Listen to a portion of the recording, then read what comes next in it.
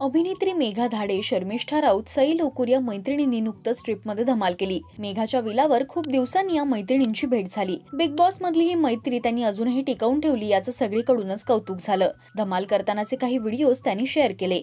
या व्हिडिओवर एका नेटकऱ्याने "झोका तुटेल 3 हत्ती" अशी कमेंट केली आहे। यावर मेघाने "झोक्याची काळजी करू नको, स्वतःची कर, उगाच समोर आलास तर पायाखाली चिरडला जाशील, म्हणून म्हटलं उंदरा" अशी कमेंट करत संताप व्यक्त केलाय। तर मेघाच्या या उत्तराला अनेकांनी सपोर्ट केलाय।